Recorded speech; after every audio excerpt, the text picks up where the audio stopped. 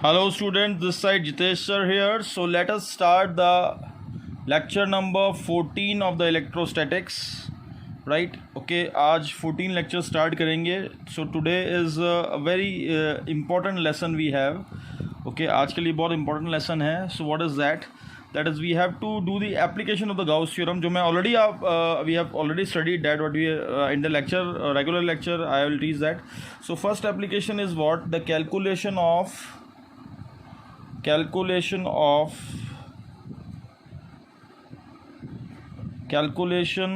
the electric field due to infinitely charged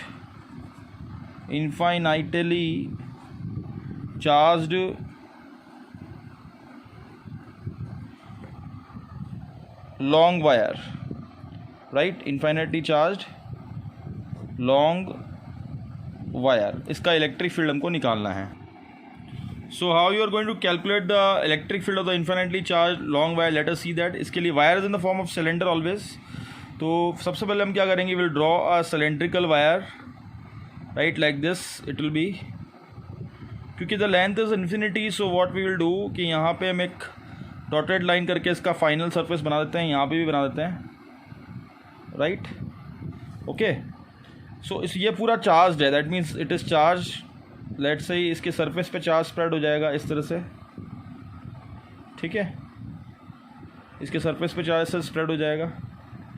right okay. Now what is going to happen that you want to calculate the electric field. तो electric field calculate करने के लिए यहाँ पे Gaussian surface बनानी पड़ेगी. Right तो ये गाउसियन सरफेस मैं ड्रॉ कर देता हूँ इसके around. This will be the Gaussian surface around the wire, let's say. Okay, right. So what is the charge enclosed in the Gaussian surface now? So it has three surfaces. One is what? This is the S1 surface, top surface. This is the S2 surface, cut surface area, and ये S3 surface हो जाएगी. Now electric field कैसी होगी इसकी? electric field इस तरह से होगी. Right, that will be uniform electric field. इस तरह से यूनिफॉर्म इलेक्ट्रिक फील्ड हो जाएगी. ठीक है. सो यहाँ पे अगर हम S1 सरफेस देखें, उसका एरिया वेक्टर नॉर्मल होता है हमेशा. ये S1 एरिया वेक्टर होगा, दैट इज़ DS1. ओके, ये इलेक्ट्रिक फील्ड वेक्टर हो गया इसके लिए. DS2 का एरिया वेक्टर इसके साथ ही हो जाएगा ऐसे parallel, it will B DS2. और जो S3 सरफेस का एरिया वेक्टर है वो ऐसे आउटवर्ड्स होगा इस तरह से नॉर्मल, DS3.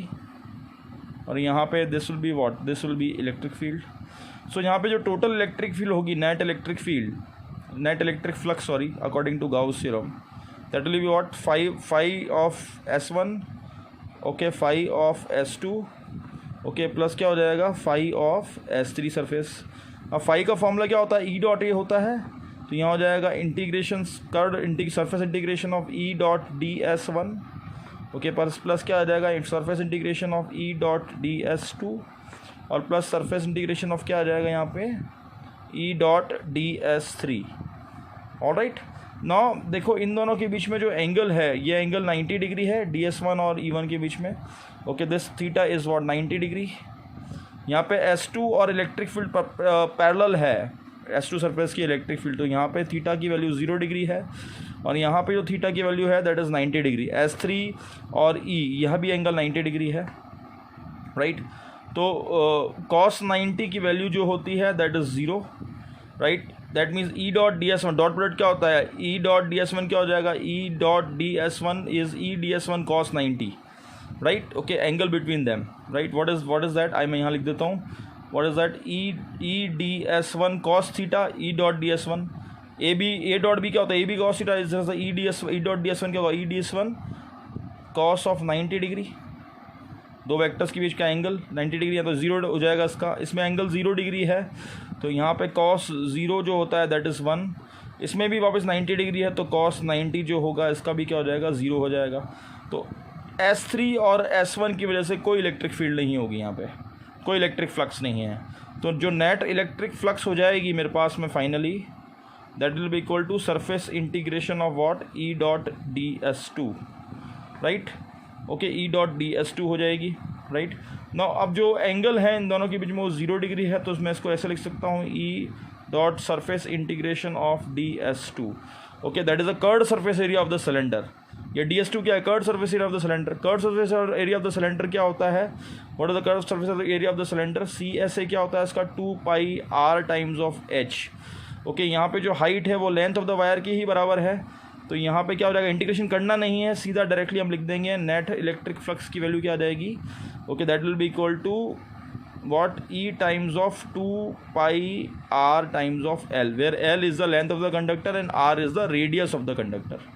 R क्या होगी? गाउसियन सरफेस की रेडियस हो गई या कंडक्टर की रेडियस हो गई, और L क्या हो गया? उसकी लेंथ हो जाएगा. ठीक है, राइट. नाउ इस एक चीज़ इसमें हमको पता है, what is that? If suppose यहाँ पे अगर इस कंडक्टर की linear charge density, if linear charge density इसकी वैल्यू अगर लैम्डा दे रखी है, तो लैम्डा का फॉर्मूला क्या होगा? Total charge per unit length. That means total charge का फॉर्मूला क्या होगा? सिग्मा क्यू का फॉर्मूला क्या हो जाएगा? लैम्डा इंटू एल हो जाएगा. Right. Okay, now according to Gauss theorem, according to Gauss theorem, Gauss theorem क्या बोलती है? Okay, what is the net electric flux का फॉर्मूला?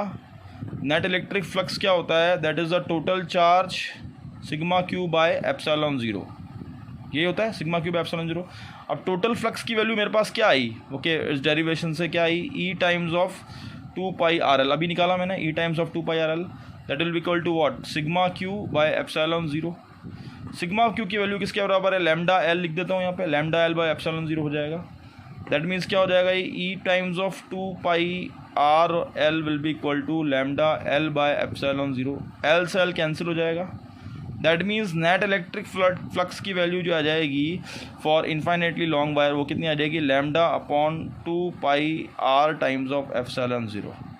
राइट. आर रेडियस हो गया, लैम्डा हो गई लीनियर चार्ज डेंसिटी. इतना डेरिवेशन आपको करना है. अब NCERT में इसका आगे भी कर रखा है थोड़ा सा. इसमें इसको अगर मैं 1/2 से मल्टीप्लाई कर दूं यहाँ पे, और 2 से इसको कर दूं यहाँ पे मल्टीप्लाई, तो कोई फ़र्क नहीं पड़ता. तो इसको ऐसे लिख सकते हैं 2 lambda upon 4 pi epsilon 0 r. NCERT में ऐसे कर रखा है. और 1 अपॉन 4 पाई एप्सिलॉन 0 क्या होता है? 1 upon 4 pi epsilon 0 is what? Dielectric, इसका force, electric force constant. Okay, right. Electric force constant ये होता है. तो फाइनली इलेक्ट्रिक फील्ड को आप ऐसे भी लिख सकते हैं 2k लैम्डा बाय आर. ये भी लिख सकते हो, ये भी फॉर्मूला हो सकता है.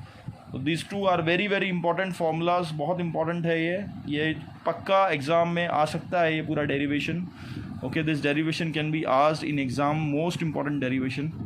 तो इसको आप ढंग से देखें इस लेक्चर को. ओके, और इसको ढंग से करना है. अब नेक्स्ट इसके बाद जो लेक्चर में है उसमें हम बाकी दोनों एप्लीकेशंस भी कर लेंगे इसकी. और एक शीट का डेरिवेशन है और एक कंडक्टर का शेल का डेरिवेशन है. बहुत इजी है वो भी. तो that we will do. Alright dear students, so next lecture भी देखें इसके बाद में. राइट. ओके.